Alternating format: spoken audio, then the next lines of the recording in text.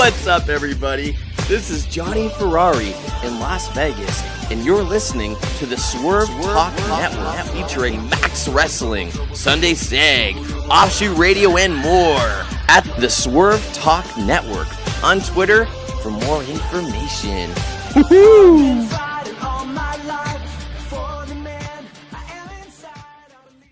World, look into my eyes. When you see me on a show, when you see these fans, you know you've got the best in the damn world. This is the Wrestling Matters podcast where we stand up for professional wrestling. Here we fucking go! Well, enough is enough, and it's time for a change. Professional wrestling! This is it! This is us standing up! Yes! Yes! Yes! Yes! Yes! Yes! That's 13-14! Dina, I am the best in the world. Cause that's the bottom line. Cause Stone Cold said so. Ladies and gentlemen, boys and girls, wrestling fans all over the world, my name is Anthony Walker and welcome to episode 119 of the Wrestling Matters podcast. That's right. On today's show we will talk Monday Night Raw, the review. We will talk the 10 best Ring of Honor World Champions according to WhatCulture.com or What Culture Wrestling. And we will get to know my guest. Yes, that's right, ladies and gentlemen, my guest. It is Jeffrey from the Raging Falcon. What's up, man? And he's making his debut. Fine. I'm excited to be a first-time guest. Yep, you're on the show. I'm just generally excited.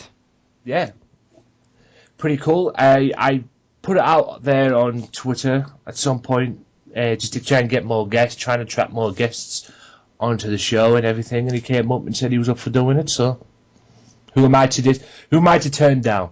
Who am I to turn it down? So get him an opportunity, and I thought it'd be best to give him an opportunity to come on the show and, you know, promote his stuff and get his stuff over and get himself over as well, because we are partners at the end of the day. I support the Raging Falcon on Twitch, which we'll get to know a little bit more about during the show.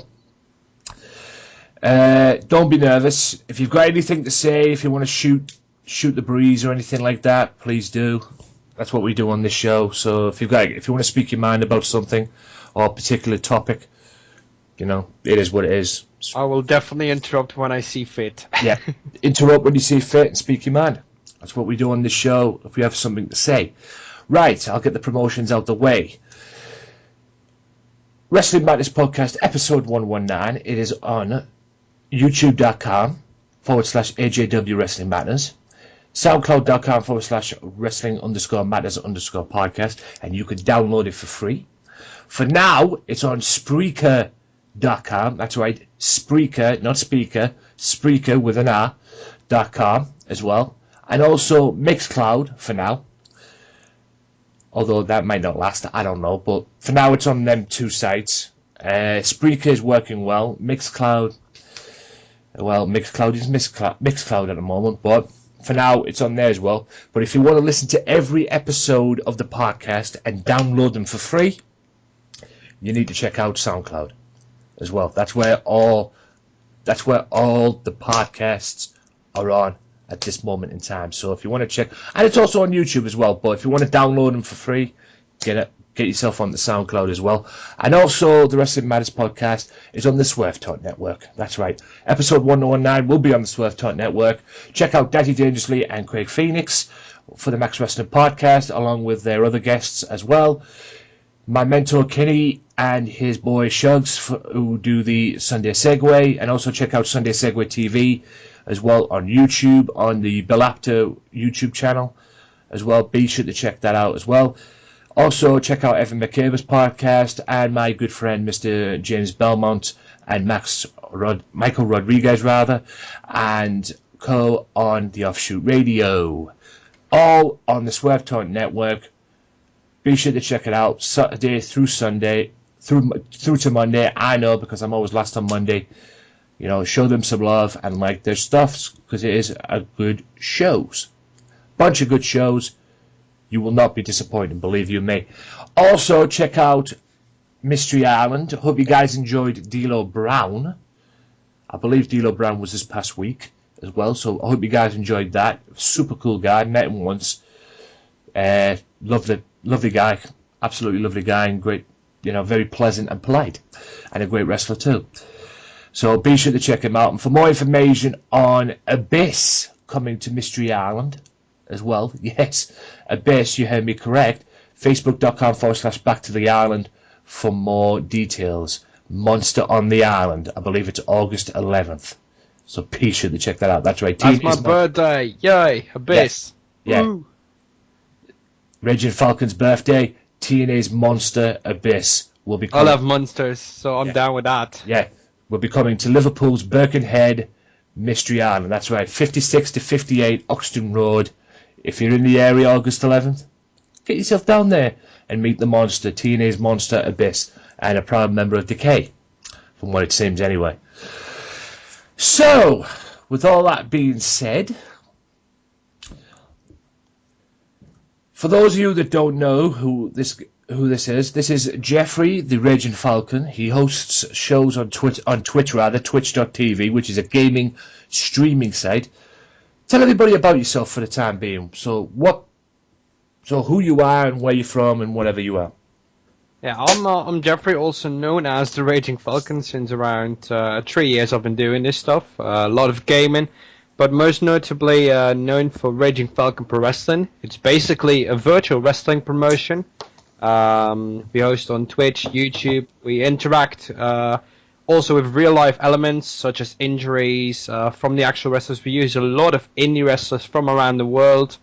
Name Joe Coffey, name Joe Hendry, Viper. The world is big, and we use indie wrestlers to make us stand out from the usual feds where it's either WWE simulations or high-profile A-lister simulation, where we decided to go with actual young talent, go up to them and asking whether they would like to be a part of it, such as Sean Johnson from WrestleZone, Luther Valentine, asking them whether they would like to be a part of it, creating their characters and emulating a wrestling promotion, and that's what we're doing now since 2014, and rather successfully alongside you as a partner. Mm-hmm. That's right. Yeah, I've come across it on their Twitch channel, and viewed a few of their shows as well, and especially a few of their live streams, and it is really good.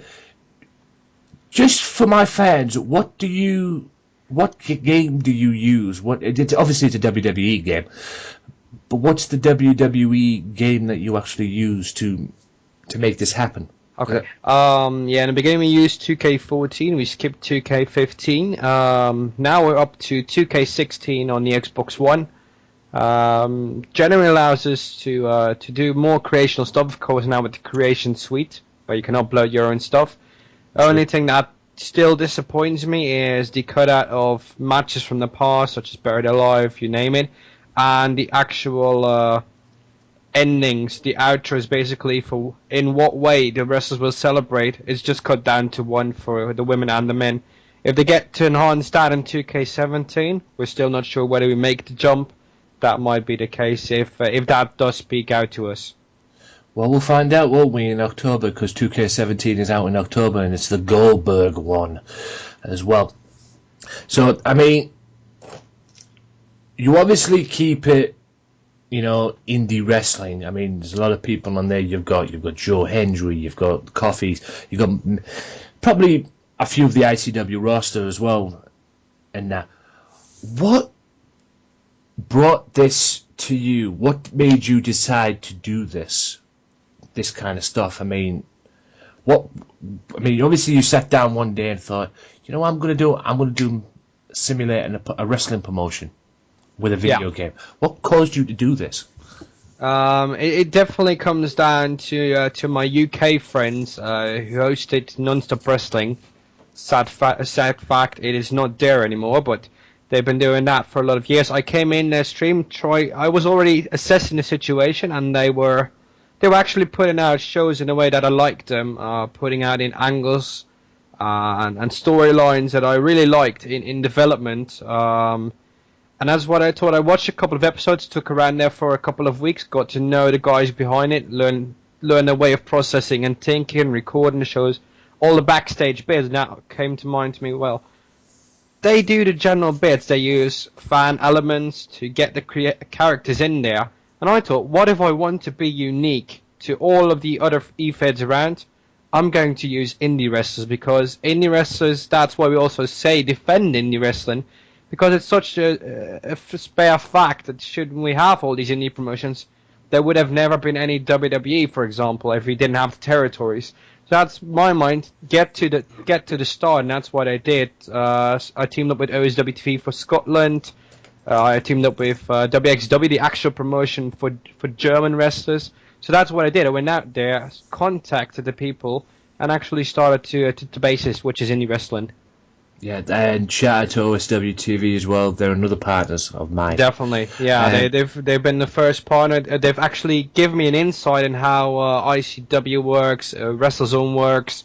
So basically, the backstage bits of where it all begins, and that's what really important to also start up something like this. Yeah, thank you, and they're the first to get me as well, and I don't really need any backstage thing on ICW. I'm an ICW fan myself, and I watch it on their subscription as well. And July 31st, guys, Shug's Hoose Party is on iPay-per-view as well as the on-demand service, so be sure to check that out as well. Were you a wrestling fan growing up? I was actually 12 when I first started watching this. We don't have any programming come WWE or any wrestling outside the back then. We had This Week in the WWE and the Vintage Collection back on Eurosport.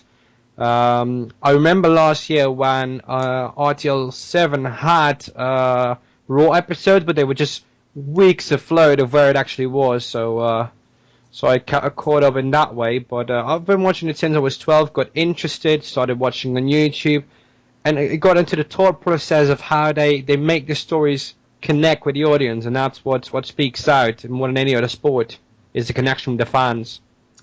Yeah, at the moment right now it seems WWE don't have that. Oh no, they're way off. Oh, that much.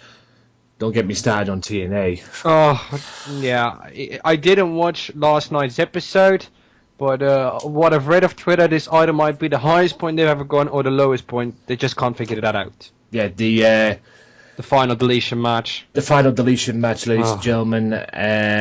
Well, we already said what we said last week's episode with the altered angle. Basically they ripped TNA apart, and like I said, I haven't. As we're doing this right now, I haven't checked it out yet. So, and quite frankly, I don't think I want to either, to be honest. Nope. True. I mean, the whole thing just gives me the shivers. What made you decide to use Twitch TV to do this stuff? I mean, obviously Twitch, for those of you that don't know, Twitch is a game streaming site, which is used for other things as well, other stupid things as well. But, I mean, even people use do their podcasts on there as well, which is very strange.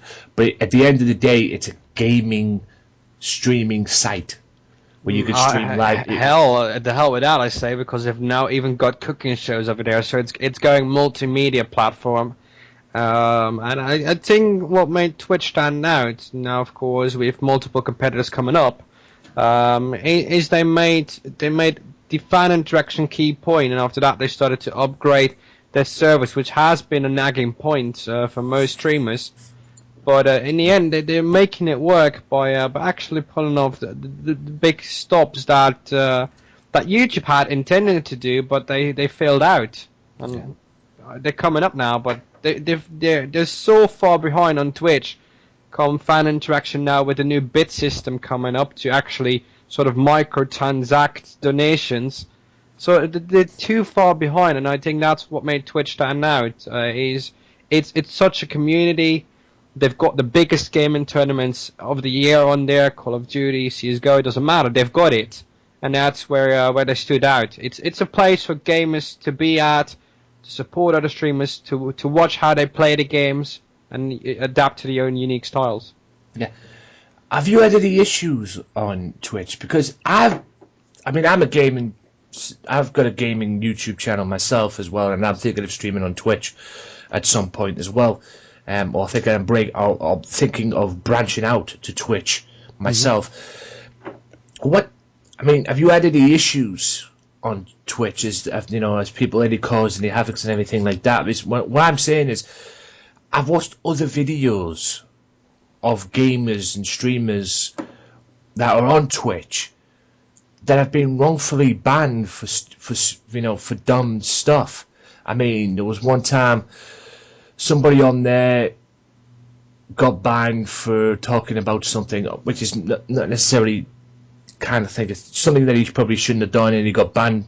He got 2 strikes, and then the third time he got totally removed. And there's like a video on him on YouTube talking, to try to get him back on the Twitch and everything. And there's another one as well. Somebody got banned on Twitch for touching his girlfriend's breast. Obviously, I don't think she was naked at any point, but he was, touching the girlfriend's breast, and then obviously Twitch banned him on that. I mean, there's all this talk about Twitch banning people for no reason. I mean, there's politics over there, and there's egos over there. Have you ever come across anything like that, or have you had any issues like that? I think the environment in Twitch and the way that I started out, it was like 2012, 2013. It was good. It was a real gaming community stream. Now the gaming part is a little bit blurred out, and you definitely see that there's chats not under control, either not having spam control or whatsoever. But it's gone out to the amount of non-control, basically. Not that it's Twitch's fault. I have to say Twitch are doing a very magnificent job when it comes to it, because you don't want any racial slurs going on. You don't want sexuality, of course, up to a massive point. Then you've got the gamer girls, crude out gamer, because we all know what they do. It's just not having the insight, and that gets them the views and the donations. But you've also got some good gamer girls in there. But the issue that I have lately with Twitch, and that's why we're also sort of pending on transition to YouTube, is the community has gone toxic. It's just more insults towards each other's in the chat than actually watching the streamer and reacting to that. So there's just a few amount of streamers that actually have a good fan base, such as our colleagues from NSW. We found out they had 5k followers, that most of them were actually fake accounts. So what does their following mean? If you get 5k follows and per show you have like 20-30 views, it doesn't add up. And that's just the only toxic thing that I have with Twitch. If they do the same thing that they would do with YouTube subs, you go inactive, we'll get them off of you, then it would be fair to everybody, I guess, because you've got people who have 1 million follows, only get 5 views, so that doesn't make any sense. So the view boarding and the chat control, that's my only issue. Yeah, it's funny you mentioned that, because YouTube, I think the other day, last week, I had about 350 subs on my games channel, and I got up one day and then I realised I had about 338 subscribers on YouTube. And from what I got from my friends who I work with, who I associate myself with, and that when we do on there, it seems that YouTube were cleaning out the non-subs. That's what they do say, but that's not factually correct, because if you look at the evidence, just look at Pewds, for example, losing 600k subs. That doesn't only go with the inactive subs. They say so, but in the essence, it's the same thing that they did last time, and I think it was the spring cleaning. They also deleted active subs, so they do need to check that out. Yeah, well, which database they're rumbling about. Because I think that, according to one of my friends, he actually saw a tweet or something that was said on the dirt sheets and that they were actually going to do it and clean out the non-active things. And if that's the case, fair play to them for doing it, because at the end of the day, I do not want non-active subs on my channels, not just this channel, the Wrestling Matters channel as well. So, I mean, it is what it is at the end of the day, and fair play to them. I mean, that's what Twitch should do as well. Would you recommend Twitch to me? If you're starting out in the gaming community and you want to actually have a first impression, I will say it will take you a very long time to firstly get accepted by the community, let alone before they actually start watching you. Because the first half a year, I can just tell you that from experience, if you start out right now, in the environment that it is right now, you'll have the first half a year, if not just no views at all, to 1 to 5, depends on the game you play, whether it's popular or not. And they come in, they say hi, and before you know it, they're already gone. You need to have that quick attention span, and you just need to get the active following. So the best thing you could have is to have your closest friends. Make sure to have a following base if you already have that from something else. 20 to 50 followers. That will guarantee at least 1 to 5 views. But if you don't have it, you have to start it with 0. It's going to be a tough ride. Even whether it's Twitch, Hitbox, YouTube, it doesn't matter. It's always going to be a tough ride. It's going to be a grind, even when you're popular from something else. Well, I've done well in terms of my streams that I've done on YouTube. I don't get like the best followers or the best views. Like say, I don't get like 10k views or whatever. No. I get say about maybe 200, maybe 100 sometimes. I guess at the end of the day, when it comes to streaming, it's the time of the day that you stream at. You just have to be at the right place, right time, right everything. Yeah. And of course, you being UK based, that also gives you an offering to much more fan base. Even though my main language on stream is English, I'm from the Netherlands, so location wise, Twitch puts you down a list. When somebody, when you have 10 people who have 2 viewers, they will base it off of the location that you could transmit it to progressively. So a UK person with 2 viewers will get much more higher in the list when you have 20 equal people than I would in the Netherlands, just purely based on location. Yeah. So if they would manage to equal that out, it will allow you to get much more recognition as well. And sometimes people always say, I mean, I've always been told, before we go to a quick break and then we'll go on the Raw, I've always been said that, you know, maybe late at night is the best time in the UK for to stream, to get that American audience, because and it probably will be at the end of the day, you know, it probably will be that best time to get that American audience, but you've got to get that right game and attract that right. I mean, I tried to stream the other day FIFA, and I just wasn't feeling it. No. FIFA 16, I just wasn't feeling actually playing the game and everything, and I think it's got to the point right now where I'm going to be waiting for FIFA 17. So it's just. I mean, GTA is still GTA, and that hasn't stopped. And I've been playing a shit ton of that lately. So maybe that could be the thing. And I've still got 2017 as well, 2K16 rather, as well. And I'll be getting 2K17 as well if I have to kill myself for it. So it's just finding the right game, and especially when it comes to streaming, it's finding that right time. I mean, most people stream on Twitch all day. Yeah, there's a lot of them that you know, that tend to do it all day, or if you nick 2080, you do it 24 hours at some point, raising money for charity. Gutsy bastard. But you know, but at the end of the day, if you want to do the odd 2 hours or maybe an hour or whatever it is you're aiming to do, it's all about the time of day, because you've got to remember as well, there's kids at school. And if you actually want viewers, you're already, if you're starting up, you really have to get to at least 4 hours, 3 to 4 times a week if you actually want to have a starter, because the most viewers that you're gonna get are gonna be between hour 2 and number 3 on every stream. The first 2 hours, you also have to remind yourself that the notification that goes up, email if they have it on, will only be seen not in the first 5 minutes. They will look at it later on. Yeah. So between hour 2 and hour 3 is when you're gonna get the most stream in of viewers onto your channel. When you do your Twitch, do you just go live and that's it? You don't. There's no. I mean, obviously you're probably promoting on Twitter and stuff like that. But when you go live to do your shows and do what you do you just set it up and then go live straight away without any word or anything, or is there a way for it to be promoted, because in a way, obviously you can't do it for the PS4 on YouTube, but there's a way to promote stuff or promote doing a live stream on YouTube. Is there a way to do that on Twitch?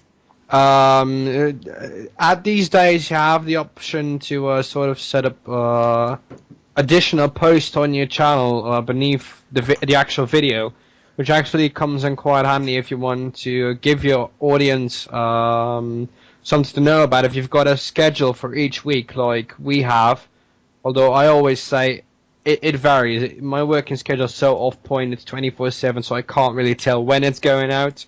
So that's what I let the people know. So in my case, I will never get as many views as somebody who's actually going consistently 8 p.m. British time, going for like 4 hours each and every day. If you have that schedule, people know when to come in.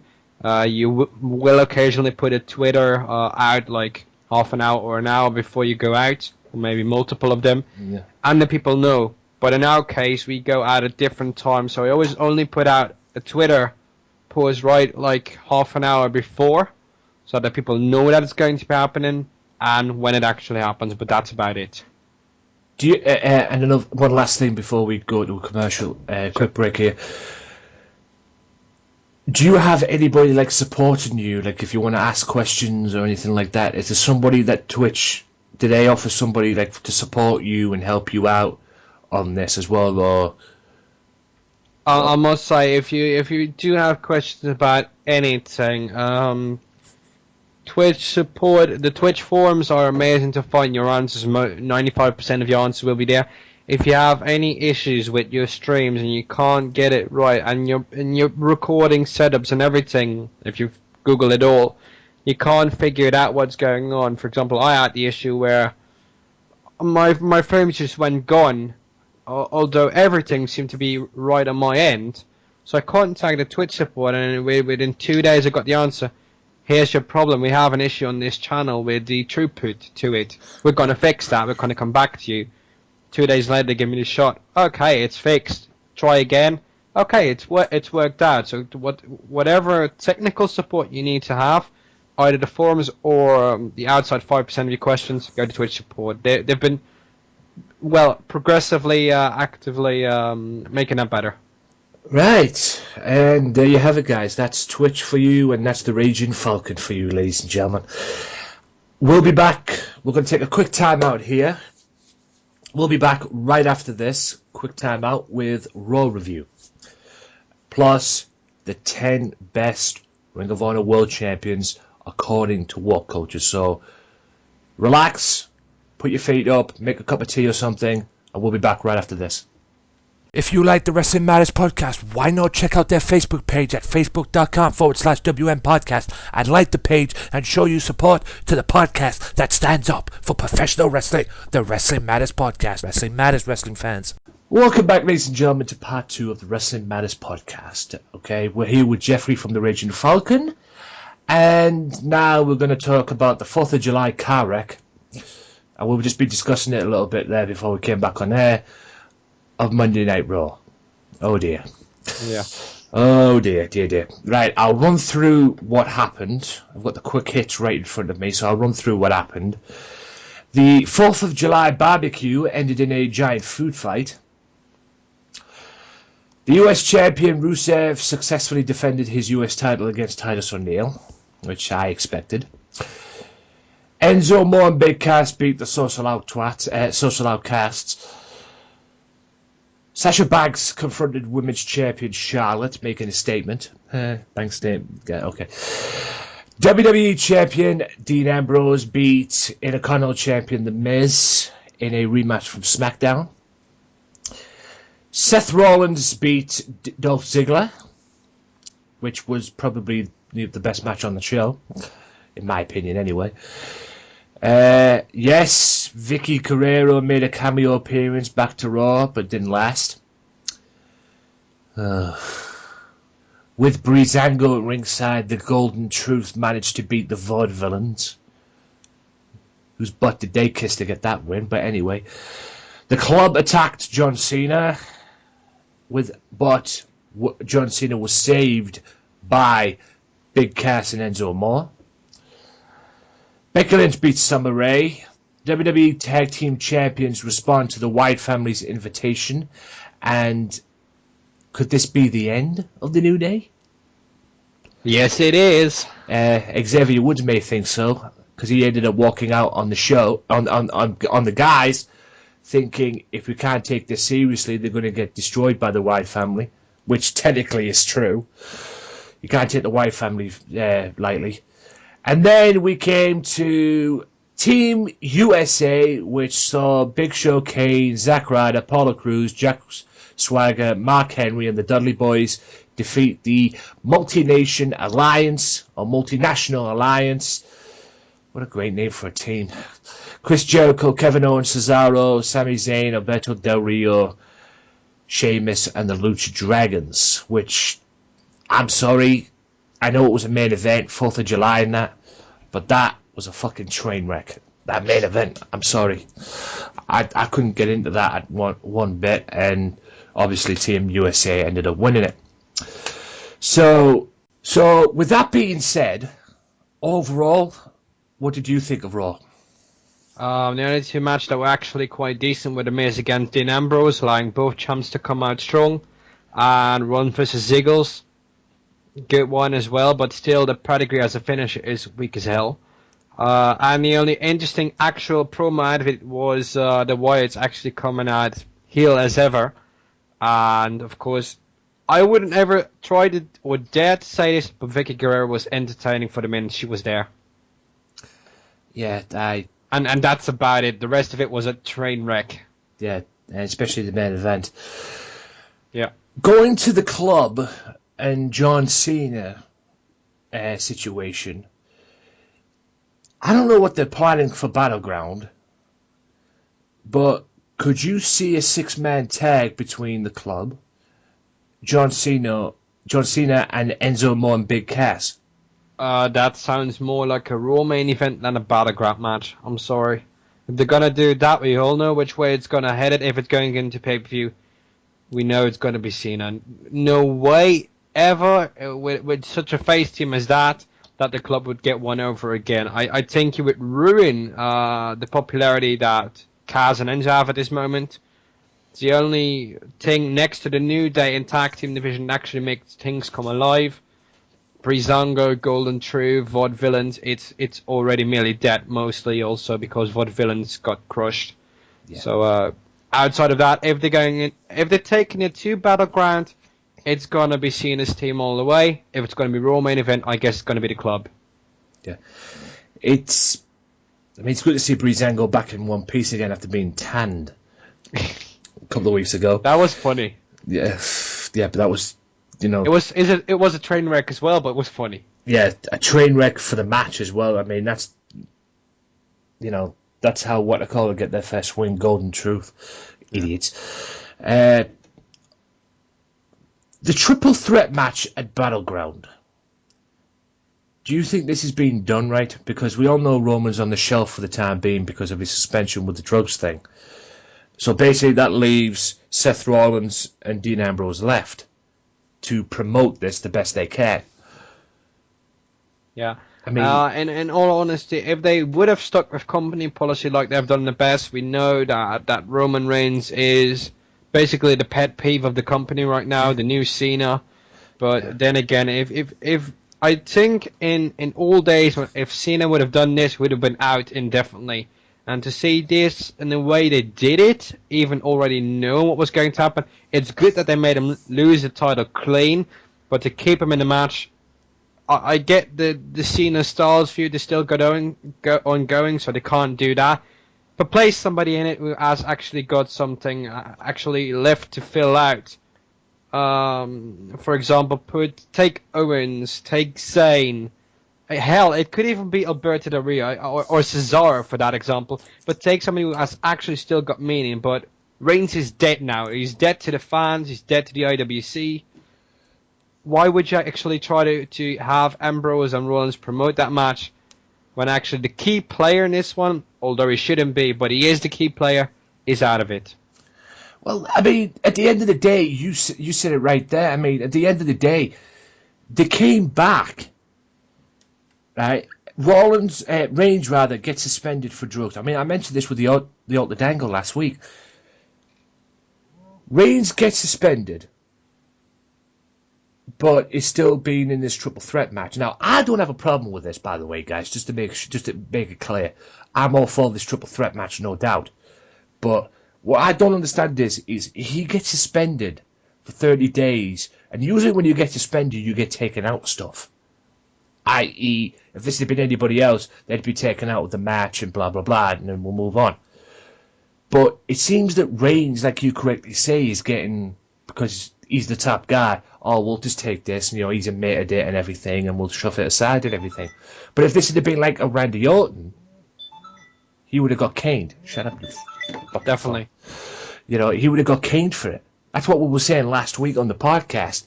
I mean, it just doesn't make any sense at the moment. I mean, don't get me wrong, I'd always thought this match should have been for SummerSlam. I thought they were going to put this for SummerSlam. But, like I say, this new era, why wait? Let's make these pay-per-views mean something. I'm all for it, putting for it at Battleground. I don't have a problem with that. But they already screwed the new era. We saw that last night. I mean, squashing the Vaudevillains.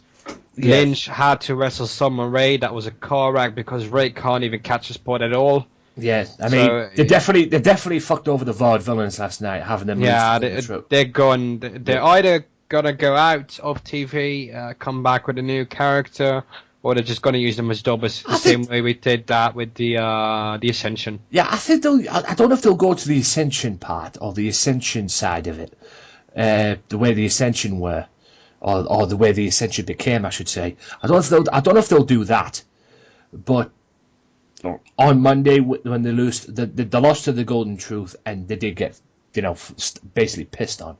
Well, was it like 2.5 minutes? Not even. Yeah, it was. They did get fucked over than that. Hopefully they can bounce back for that. I don't think they'll end up like the Ascension, thankfully. No, I don't think so. I think they have too much leverage left from NXT. Yeah, they've definitely got some leverage. I mean, that was probably their bad night, and hopefully they'll be allowed to get revenge on that. But I mean, anyone who loses to the Golden Truth is getting pissed on basically at the moment. Which is definitely. It's just I think it's rather this push. I'm sorry for Goldust, but this is the setback from Rhodes going away. Yeah, it's 5 months basically a waste of time in my opinion. I mean, 5 months to this and then they lose their match. They couldn't win a match, and it takes them to put Breezango in a tanning booth and tan them to crisp to a point to get them to get their first match. The whole thing's bullshit if you ask me. Yeah. Vicky Guerrero returned to Raw, only to get kicked out and then get pissed on by Dolph Ziggler. Yeah, that was fun. So, this whole thing, I mean, who do you think is going to be taking over SmackDown? I think the only credible way this is going, they're gonna make it seem like something that is going to be really exciting, but all in the end we know that's going to be Shane and Stephanie. That's going to be it. Yeah. We all know, so there's no surprise in that anymore. We nearly already know the draft layout. We know that nearly the whole former members of the Shield will be on Raw. It's going to be Stars and Cena to carry SmackDown. We nearly already know the outlines of what's going to happen. Whether it's going to be in reverse mode, it doesn't matter, but we know the outlines. So it's gone to the point where even you don't have to see the IWC, you don't have to read the internet, you sort of know what's going to happen, and it's that amount of predictability is really killing WWE. Right. Sasha Banks confronted the women's champion. Now, there's been rumours on the dirt sheet that at SummerSlam, this was planned for SummerSlam, she would win the women's title. It seems that she's going to be getting a title shot at Battleground. Do you think they'll go with it early, or do you think they will have this match at Battleground, work a little something leading into SummerSlam, and have her win the women's title at the SummerSlam pay-per-view? What's your take on it? I think if you want to make an equality standpoint, have 2 10-minute women's matches on Battleground. Lynch and Natalya can carry that match in their feud brilliantly. We know what they can do. CM Banks and Charlotte also go at it with having a clean finish, that is one thing. If they don't have a clean finish, they shouldn't be doing it. They should hold it up for SummerSlam. But if they're going to go with a clean finish in that one, make Banks win the title, it should be going on to Battleground. Otherwise, I would rather see a fatal 4-way at SummerSlam, Charlotte, Lynch, Banks. And I wouldn't say Bayley. I know she should be there, but then I'd rather have Nia Jax. Yeah, I mean, Nia Jax is supposedly coming up. She's gonna come up. There's no way she's The Rock's niece, cousin. Niece, we say niece, but they say cousin. She's up to a point where I say she's a version 2 of Beth Phoenix. Yeah, well, we'll see. We'll see how that pans out. It seems that the New Day are finally taking something seriously, and that's the Wyatt family, considering Xavier Woods. Yes. If Xavier Woods walked away from Langston and Kingston, saying that if we don't take this seriously with the Wyatt family, this may be the end of the New Day, and walked away. Another creative mishap. Yeah, do you think it could be the end of the New Day? Do you think the Wyatt family may win? May beat the New Day and become tag team champions? They will become the tag team champions. If the New Day is going to split up, they should also close down the gaming channel. Because what point does it have to take out the fun part of Raw each Monday night? Because they're one of the few comedy parts still around, which actually functions for nearly a year. If you're going to split them up, Xavier Woods has no meaning now. Because going into that serious side, what meaning does it have for WWE's gaming channel, which is up, down, down? Don't get me wrong, it's not Xavier Woods' channel. No way. It's run by WWE. Yeah. So if you're going to take him out, it's going to cause harm in many other ways as well. If you're going to take them up, Kofi has to be the standout man. You've screwed him one over too many times.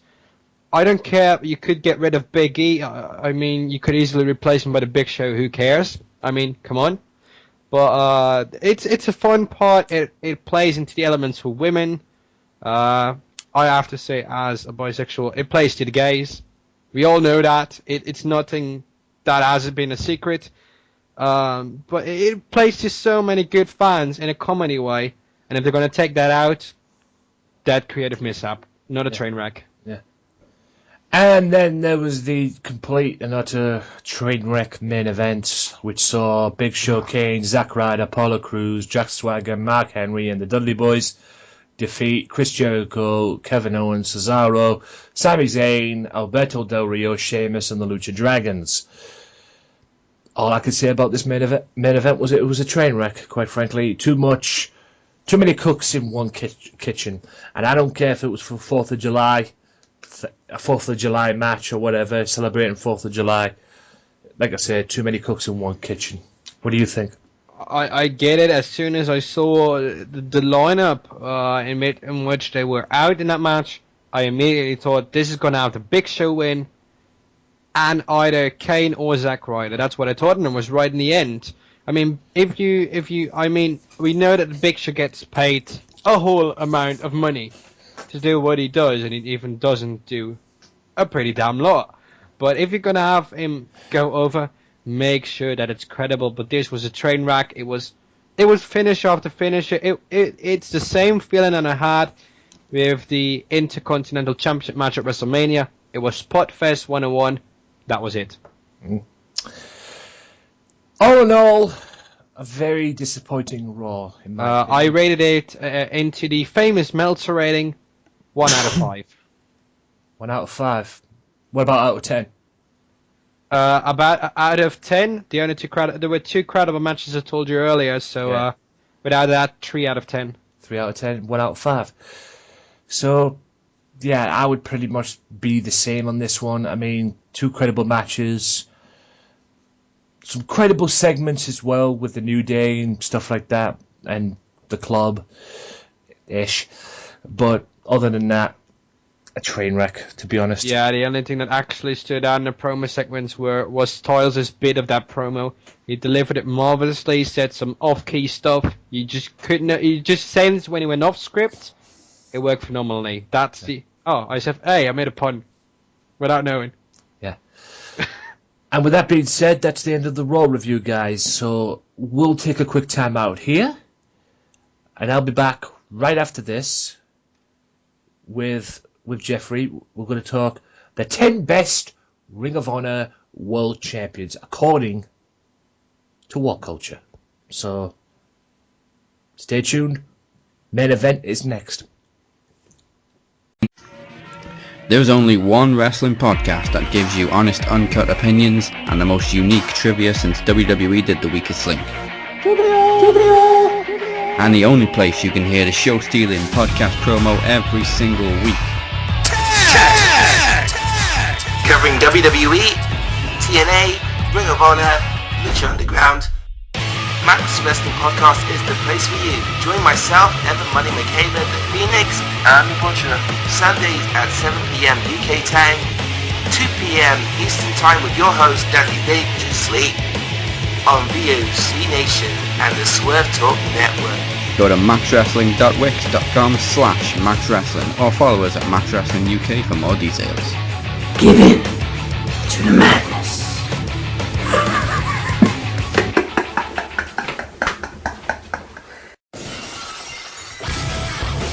Be sure to listen to the Sunday Segway Wrestling Podcast. What? Every Sunday with Kenny Killer and the Galdem Sugar Shubs. Yes! With all the news, views, and laughter that you want. They like jet airplanes. They like long limousines. Every Sunday, the Sunday Segway Wrestling Podcast on Podomatic, iTunes, and YouTube. So why don't you choke on that, slap nut?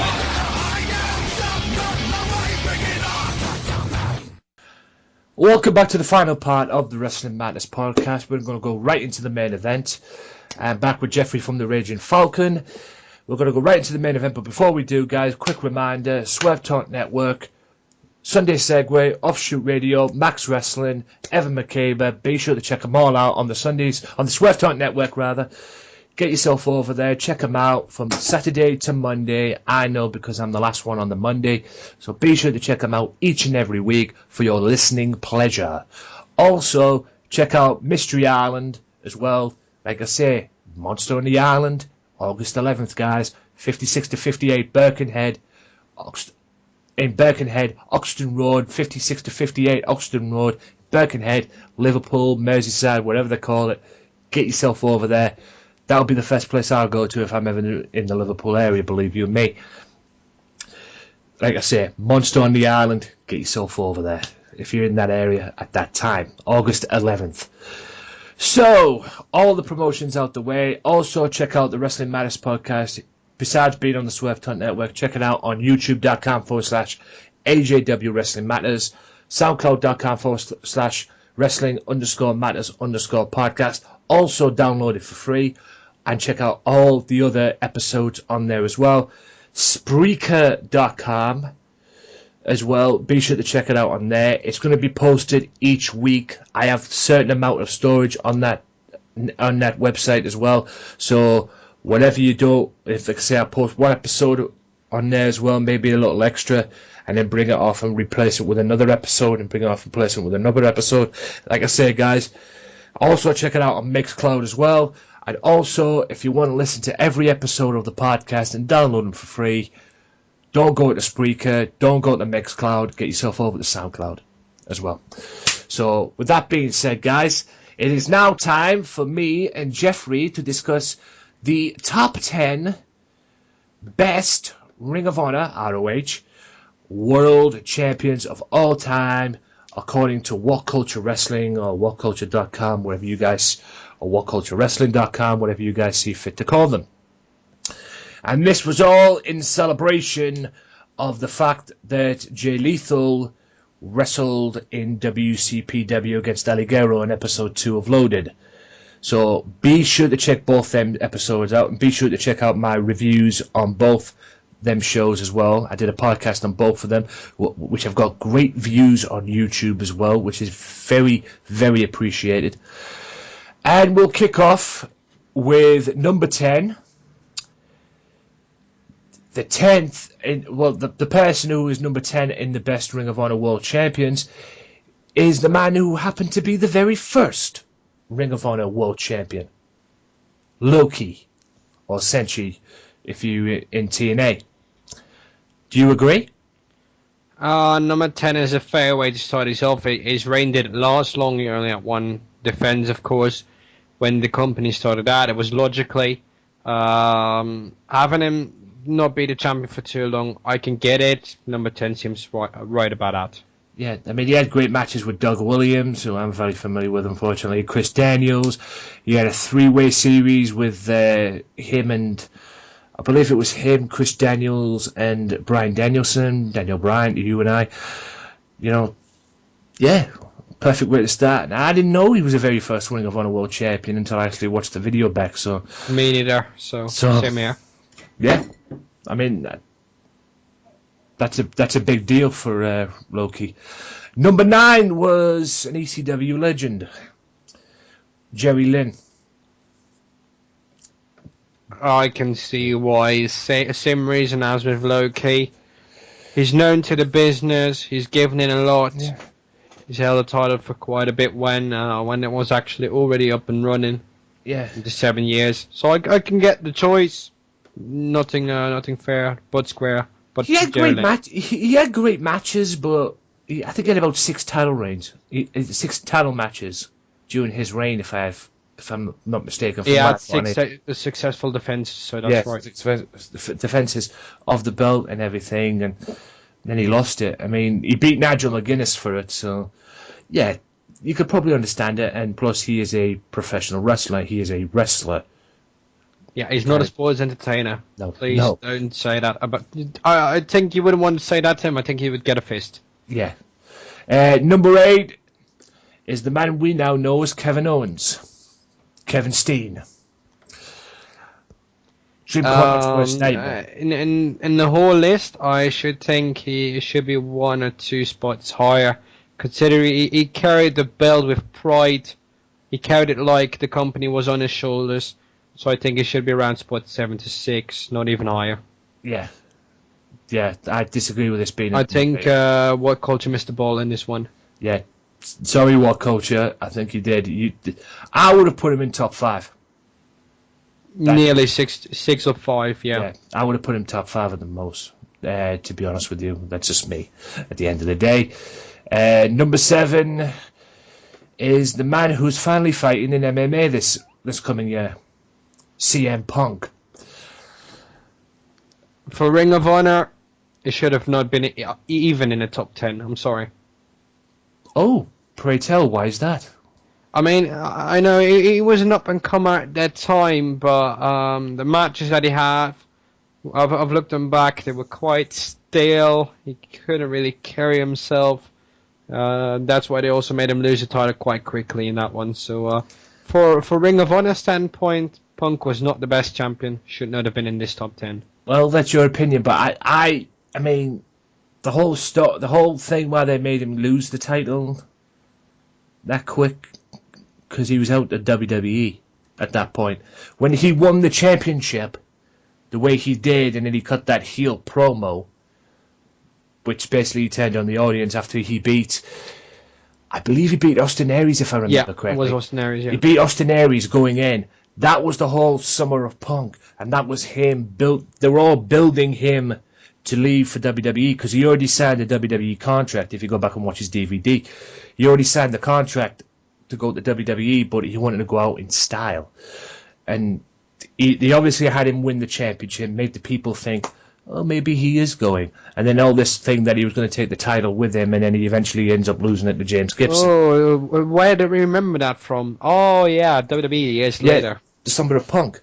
Except that was on a more grander scale, because like you say, the first time he did it was in Ring of Honor, the second time he did it was in WWE. He's done a lot of things that he did in Ring of Honor in WWE. I mean, there was that, the Summer of Punk. He did the Straight Edge Society. Yeah. As well. That was the whole straight edge heel character, the heel stuff as well. He did that in Ring of Honor, and then he did it in WWE with Jeff, and then he did the group as well, which got royally pissed on. So there was a lot of stuff that he did in Ring of Honor that he did in WWE, except him doing it in Ring of Honor, he ended up doing it in WWE, but WWE, as we all know, compared to Ring of Honor, I'm sure I'll probably get pissed on for this, but WWE is a more grander scale, or grander stage, than Ring of Honor is. So True. that's why he ended up losing the belt that early as he did. Speaking of Austin Aries, he is number 6. Fair position in that, not the longest champion. I prefer Austin Aries as Ring of Honor World Champion the first time around, when he came out to Marilyn Manson's Reach Out and Touch Fate. Yeah, I prefer definitely. that. I don't prefer the one. Don't get me wrong. He was more. I think he was more successful the second time round than he was the first. But I prefer him as the first in his first reign when he came out to before he lost at the Punk, where he came out to Reach Out and Touch Fate. I thought he was more badass at that point. Yeah, and I think that's what the same thing they're doing with him in NXT now. They're giving him that not too strong look, but they give him a glance of be sure to always have an eye on this guy because he might pop up out of anywhere. Oh, that's the same thing that I'm seeing right now. So. Yeah, he's a big deal. There's no question about that, Austin Aries. Even though he's not in the main event spot in NXT, he's carrying the show. Yet, he will be, believe you me. Yeah, At some point, he will be. Number 5 is a guy we now know as Seth Rollins, Tyler Black. Definitely. He was good from the start in the ring. Natural talent. Definitely deserved top 5. The way he cuts promos it doesn't really sound heelish, yet it feels that way. Yeah. So he's sort of like a semi-actor. He knows how to carry the stuff over, as well as the way he does his moves. He's got his unique style on it. Perfect.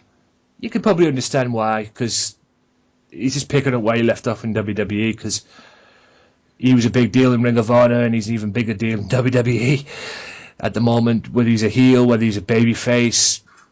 Yeah. It makes no difference. He's just good.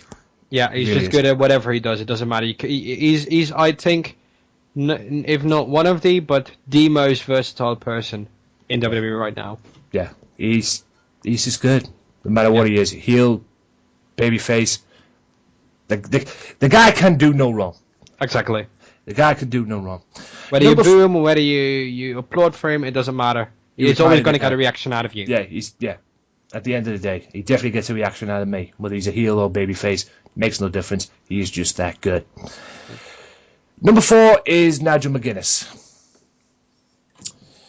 True businessman. In the world of wrestling, I think there's nobody that could ever do more to enhance anybody else's skill than Nigel McGuinness. Yeah, this guy had some hellacious matches back in the day when he was Ring of Honor World Champion.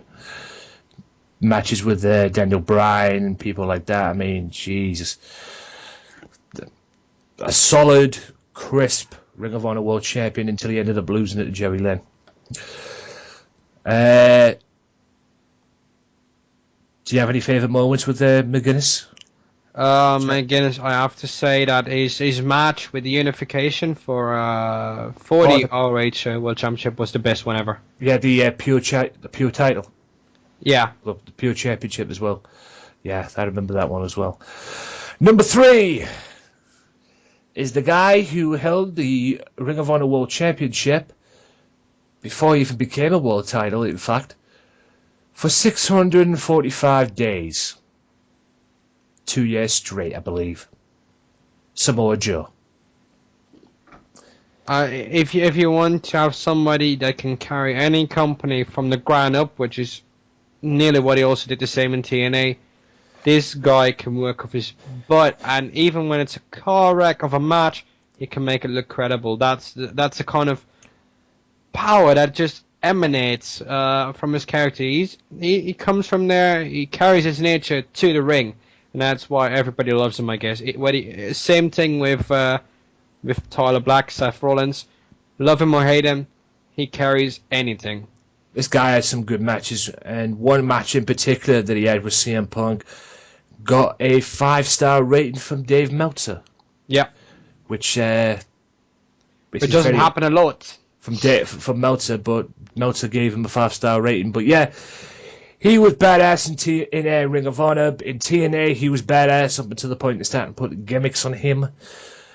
Nation of Violence and all that. They should have just kept him the way he was. But, yeah, Samoa Joe is badass. The current NXT champion at the moment. And, yeah, they should just keep him that way, to be honest. If this means keeping the NXT title on him for 2 years, then do it. But he really should be the badass Samoa Joe that he was back in Ring of Honor, because if you haven't seen his work in Ring of Honor, go and find it. Go and get some ROH tapes with Samoa Joe. You will not be disappointed. He was a bad motherfucker in Ring of Honor, believe you me. Definitely. I don't want to see him go up in the main roster yet, because that will kill all of his creativity that he can just carry from just being there. Yeah. Number 2 is the man we eventually ended up knowing as Daniel Bryan. Bryan Danielson. My no doubt about it. Personal favourite man. Yeah. Especially in Ring of Honor's time, man. Final Countdown entrance. Came out and he had great matches. AJ Styles, Chris Daniels. He even had a match with Lance Storm at one point, which was phenomenal. Again, another one who can't do no wrong. Definitely. Or could do no wrong. No, definitely. If you have to take a look at a top 3, Bryan Danielson has to be on top, and here's why. I've seen matches with him coming from the same period of time from the German promotion, Westside Extreme Wrestling, with back then even startups, Zack Sabre Jr., even back then there was a wrestler called Hate, literally in capitals. He was one of the worst wrestlers that I've ever seen, even though he runs the company now. I'm sorry. But Danielson has the possibility in the ring, with just what he does, whether it's the look, whether it's what he says in the ring.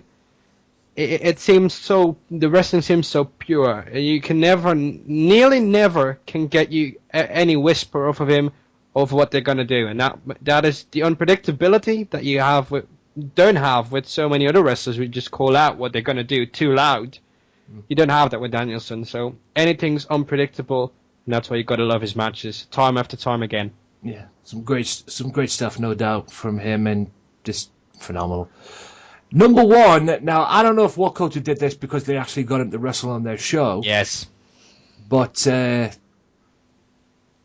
I can understand why they put him in this, because he held the Ring of Honor World Television Champion for a long time, and it built him to him eventually unifying the TV title and going after the world champion at the time, which was Jay Briscoe, and saying that his belt was better, and it ended up him becoming the Ring of Honor World Champion. According to What Culture Wrestling, the number 1 best Ring of Honor World Champion of all time is Jay Lethal.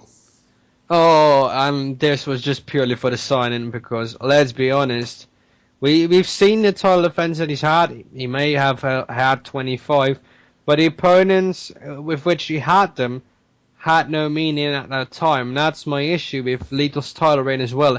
It is long, but as long as you don't put up credible opponents against it, it doesn't matter. If I'm looking at it, Lethal might be around position 10 to 9, but I would rather have Adam Cole in there or Jay Briscoe. I'm sorry, I just don't see something unique out of Lethal. I see a bit of Booker T in it, and I see a bit of Harley Race in there, but I don't see him as standing out, being unique, and that's what I seriously lack in Lethal. And I seriously think if he ever wants to get to either be TNA or WWE, for that example, he's not going there with the way he's doing it now. Yeah. Well, he was already in TNA at one point, so... Yeah, and we know what happened there. Yeah. I've got no problem with the thing. I just think, like many people say in the comments below, and I'll stick the video in the description, guys, if you haven't seen it themselves. Many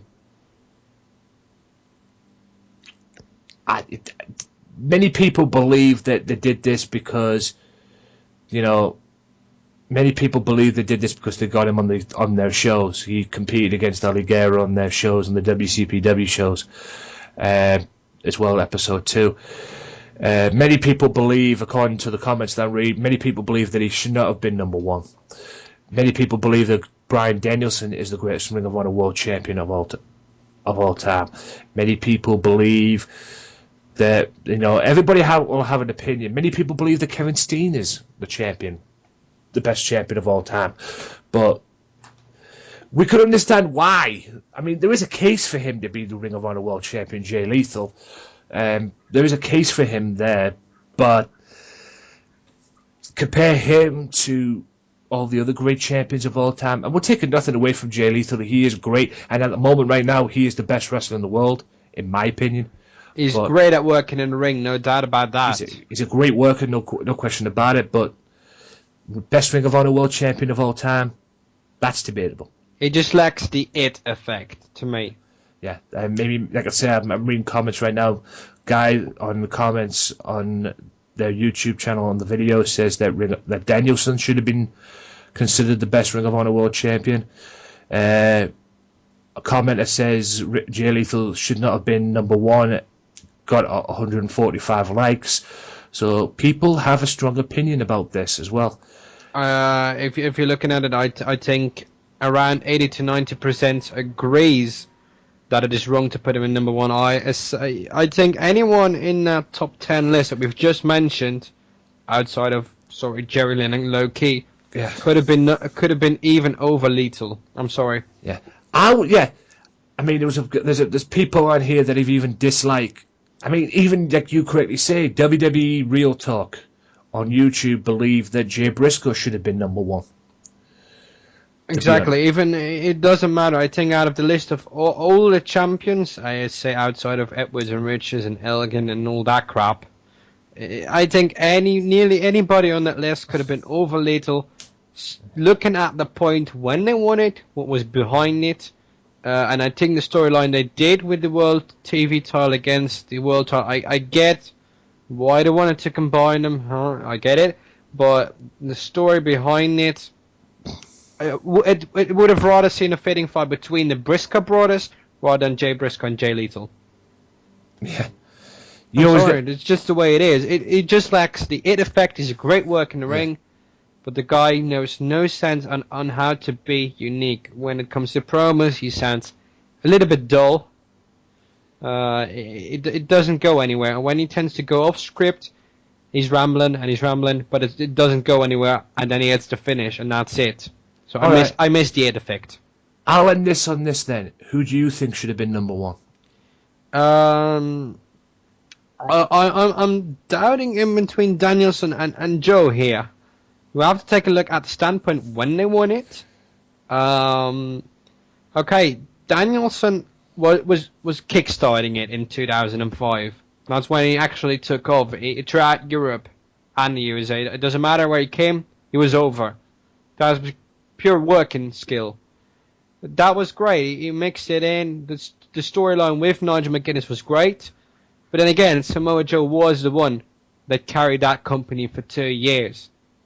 So if you have to take a look at facts and at times when they won it, I even have to put Samoa Joe as number one over Daniel Bryanson and two. Bryan Danielson. Okay, and there you have it, guys. That is the top 10. So, also a few things I'll let you know in the about one thing as well. One thing that caught my eye this week is Tajiri.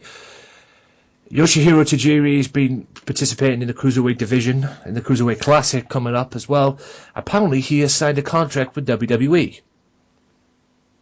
Thank God he's back. So, that's good. I mean, give your quick thought on it. If they're going with Tajiri and they're bringing back somebody who has made an impact before, who's worked his guts off, I have to say, if you're bringing in a Cruiserweight Classic like that, you're getting in the top guys, why are you just making it a tournament? God damn it, bring back the Cruiserweight Championship. You've got the opportunity here. If you want to make something credible out of this shouldn't be annually, but give these people a spotlight. It's not that Cruiserweights are spot monkeys. It's not that way. See what NJPW did with Will Ospreay. I mean, wonderful job. They're not using him too overly, but they give him something credible to win Battle of the Super Juniors.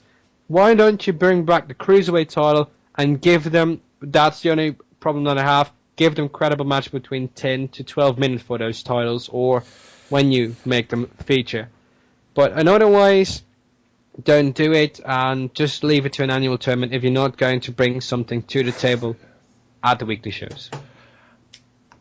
And that about wraps it up for this episode of the podcast, guys. So I'm going to step back and let Jeffrey tell you where he can find you on the social media website. So take it away, man. Definitely. I will resort to just our e-feds, because we've got 2 now. Don't ask me why. We had a great storyline with the partners there. You can find us on Twitter, twitter.com/FCW Network, or on YouTube, RFPW2014. That's where you can find us. Send me the links on my Twitter pages, which is @Tony_Walker or WM Podcast, either one. I'll get them anyway. Send me links to both of them and I'll stick them in the description when this goes out next month on Monday. So it goes out Monday as well. So I'll stick this out right now. I'll edit this in and this will be out Monday. Just double checking the day. Monday, the 11th of July, so you should get this on that day, guys. And I'll stick the links in the description below. So, Jeff, if you could send me them on Twitter, I'll be greatly appreciated on that. Problem. And I can stick them in the description as well to get you over. But other than that, guys, that is the end of this episode of the podcast. Hope you guys have enjoyed it. Check it out on SoundCloud, Spreaker.com, and Mixcloud, as well as the YouTube channel.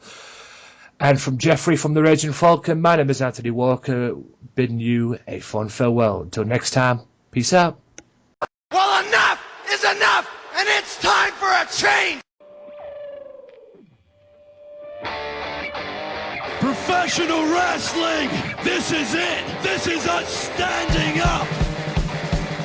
Yes! Yes! Yes! Yes! Yes! Yes! That's 13-14!